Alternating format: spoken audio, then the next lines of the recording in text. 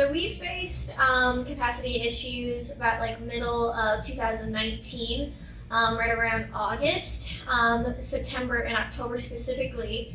And the reason why we were facing these capacity issues was simply because we grew too fast. So we had undershot the level of clients that we would bring on, and we also undershot the level of work that it would take for us to deliver the superior results that we have always promised to deliver.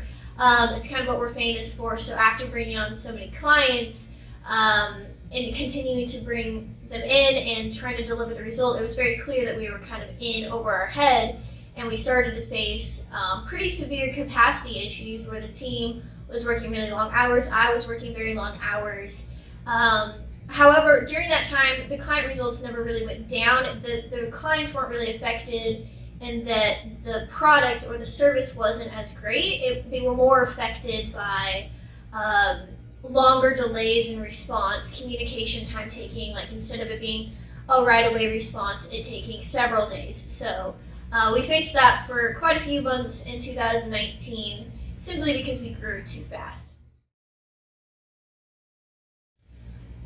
So the first thing that we did to fix the capacity issue was we started to strategically build out our team more and more. So the first thing that we did was kind of look at, here's all of the clients, here's all the work that we're doing for our clients. And we literally wrote it down on like a piece of paper. I remember we're like, here's all the services that we're providing for all these different people. And we had to just figure out what services were going to be we're producing the biggest ROI for our clients, therefore the most important services to make sure that are getting handled. And then we made sure that we had a team member in place. So a lot of that had to do with advertising. So we made sure that we really built up our advertising team to be able to support them in that way. And then the next thing that we did after we came up with the list of services that was producing an ROI was that we tried to come up with what was taking up the most amount of our time. It was just like a time suck. Like it had to be done for our clients, but it was just taking so much time.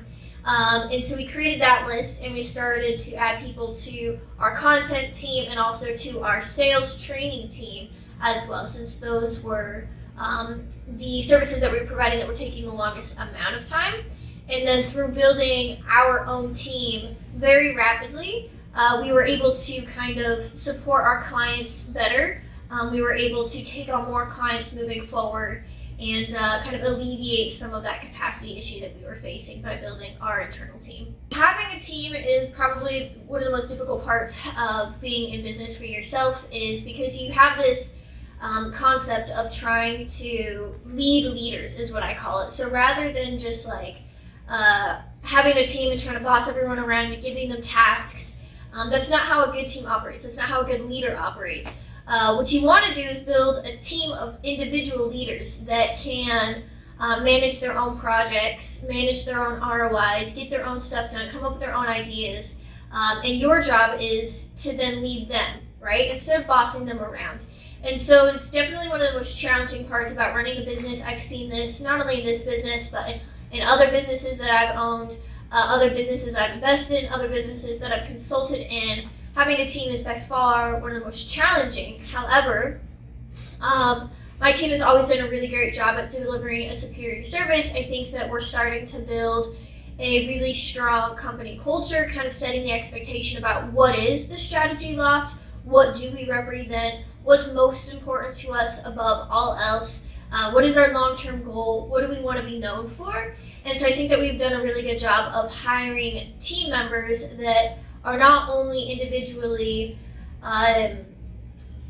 capable in and of themselves and leaders in and of themselves, but also really fit this culture that we're trying to build within the company. So I would say that over months and months of constantly like massaging it and trying to get it right, that it's starting to really shape up nicely. Okay. Yeah, so lessons that I've learned from this capacity issue would be a number of things. Is that I didn't account for how much work it would be to service our clients in the way that we promised them, right? So prospects were coming in and we were like, hey, we're gonna deliver all of these services, here's the result, it's gonna be great. And it was really great, but I underestimated how much work it would be. not only on the team but on me. And so that's a huge lesson that I learned, is kind of like what service delivery and what promises are really going to take to deliver. One of the probably the biggest lessons that I learned is the cost, so to speak, of growing so fast. While it seems to be very sexy and fun, it can also be very costly if not done right. But I want to leave it on a positive note, and I want to say that even though in 2019 we made more money than I thought was even possible at one point in my life, honestly, I remember when I started my business, I was like, I'd be happy if I could just like buy a nice house one day. We made more money than not only I could ever imagine, but more money than I had even planned for 2019. We launched a brand new consulting business in 2019, which made $500,000 the first year, the first month, almost $1 million the second month. We've learned about building a team. I think we've done some really awesome things in 2019. I'm very proud of what we've accomplished. I'm very proud of the lessons that we learned, and I'm really proud of my team as a whole, of certain specific members of my team kind of coming together and sticking through some of the rough times there. And I'm really, really excited about the fact that we now have fixed our capacity issues. We are able to not only continue to service the clients that we have, but we're able to bring on new clients moving into 2020, deliver the same superior result that you guys have seen us and everyone has seen us deliver for so long. We're now able to do that for so many more clients moving into 2020, and I'm also really, really excited to see what 2020 brings for us.